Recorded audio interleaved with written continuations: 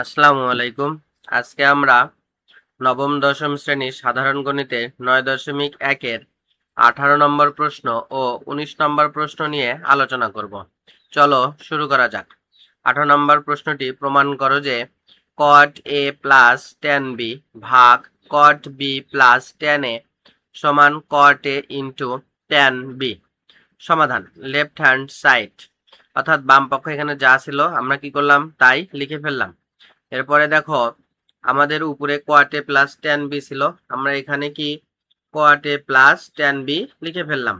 এরপরে দেখো এখানে আছে কি কট বি, আমরা কট বি এর পরিবর্তে কি লিখবো 1 ভাগ ট্যান বি, কারণ আমরা জানি কট থিটা সমান 1 ভাগ ট্যান থিটা।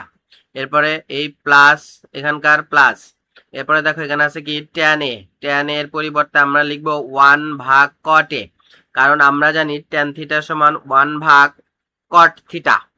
এরপরে দেখো উপরে যা ছিল তাই লিখে ফেললাম, কট এ প্লাস ট্যান বি। নিচে এখানে ট্যান বি এবং কট এ এর লসাগু হচ্ছে cot B into tan B into cot এ।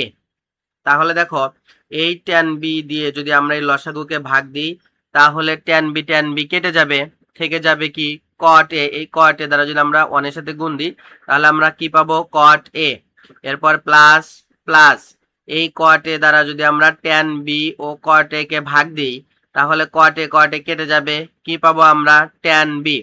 এই ট্যান বি দ্বারা এই 1 এর সাথে যদি আমরা গুণ দিই তাহলে আমরা পাবো কি ট্যান বি। এরপরে দেখো উপরে আছে কট এ প্লাস ট্যান বি, আমরা কট এ প্লাস ট্যান বি লিখে ফেললাম। এরপর আছে ভাগ, ভাগকে কি দিলাম গুণ আকারে লিখলাম। তাহলে কি হবে, নিচের ভগ্নাংশের নিচে যে অংশটি আছে সেটা কোথায় যাবে, উপরে যাবে। তার মানে ট্যান বি এবং কট এ কোথায় লিখবো আমরা, উপরে লিখবো। আর উপরের কট এ প্লাস ট্যান বি কোথায় আসবে, নিচে চলে আসবে। তাহলে দেখো আমাদের এই কট এ প্লাস ট্যান বি এবং কট এ প্লাস ট্যান বি কি গেল, কেটে গেল। তাহলে এখানে আমরা পাবো ট্যান বি ইন্টু কট এ, এখানে কি থেকে যাবে। এটাই আমাদের কি রাইট হ্যান্ড সাইড বাকি প্রমাণিত। সুতরাং আমরা বলতে পারি cot A plus tan B ভাগ cot B plus tan A equal cot A into tan B, প্রমাণিত।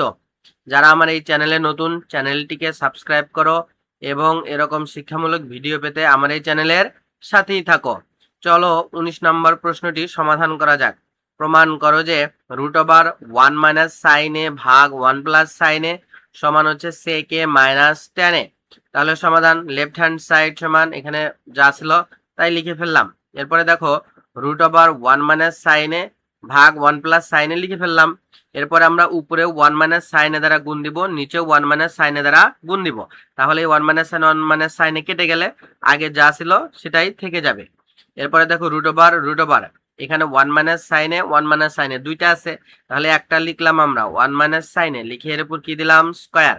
আর নিচে পেলাম আমরা 1 প্লাস সাইন এ ইন্টু 1 মাইনাস সাইন এ, তার মানে এ প্লাস বি ইন্টু এ মাইনাস বি। সূত্র গেছে এ স্কয়ার মাইনাস বি স্কয়ার। তাহলে আমাদের এ হচ্ছে কি 1, তার উপর স্কয়ার দিলে আমরা কত পাবো 1ই পাবো, সূত্রের মাইনাস বি স্কয়ার। বি হচ্ছে সাইন এ, তার উপর কি স্কয়ার, তার মানে সাইন স্কয়ার এ।